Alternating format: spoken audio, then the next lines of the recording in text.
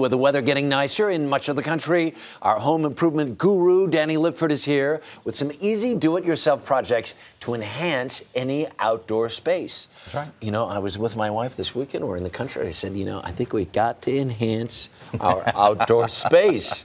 So how are we going to do that, pal? Well, some simple ways.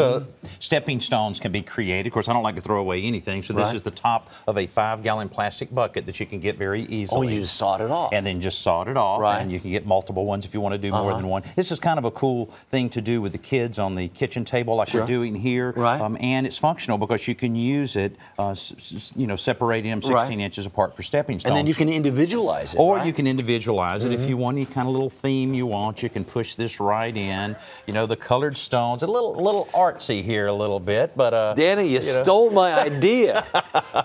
Different things like this. And you can put your hand in there. You can put your hand in there, sure. Yeah, go ahead, just like a Grauman's Chinese Theater, you know. Yeah, there you go. And then you can print your name. Oh, a little There's initial S, jobs, right? And there's H. Yeah, okay. How long do you have to let that dry? Overnight. You can leave this overnight, and then you can actually pull the form right up, and then you can take the stone, dig a little bit of grass out in your yard, and then place that along. Or you might want to just plant a little garden around this with the kids and have a little bit of fun with that. And look how, that is beautiful. That's beautiful. I think it's very colorful. I think that's artful right there. All right, what are we doing next? Okay, taking that same idea, but taking it a step up. This is called a walk maker form. Now, they're available in a lot of different styles. This is a cobblestone. This is more of a standard brick. And this is more of a random type of slate material. And basically the same thing. You mix it up. You can color the concrete a little bit, pour it in place, and then let it sit just a little while. Then to keep it non-skid surface, you can look at that. Come and just put a little bit I love that good advice. Brush stroke on it like that. But the thing about this can be a stepping stone, but you see how it can interlock. This, you take this off. You only need one of these, only $15. You take this off, hook it like this, pour another one. You can do one of these a day. You can do a lot of them. And if you use a silicone spray to spray on the inside of these, it really makes helps it lift it off. Matter of fact, let's see if we're ready. Look at that. Look at that. I'll tell you what. Do you have? Where's the? Can we go? We need to be up. This is really down on that. This is really cool, and this is from Quikrete, both the form and the material I'm using. A lot of people think of it as very intimidating concrete, but with 40-pound bags like we have here, very easy. And then this is a jointing sand that you actually take. This is the stuff that you pour in and between. You fill in. Yeah.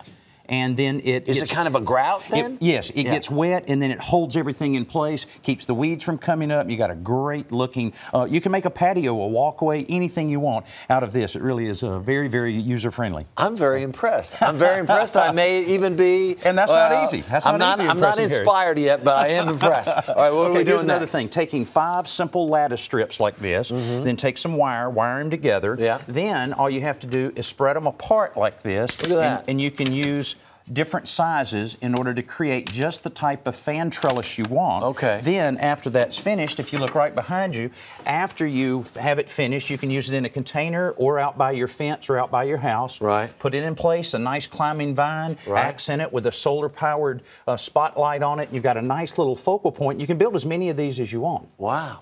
So you just, how big is this wood? It's not. Well, it's just regular lattice strips. Lattice strips. Molding. Now, this is a non-treated for outside. You'd want to use something weather resistant like cedar or pressure treated.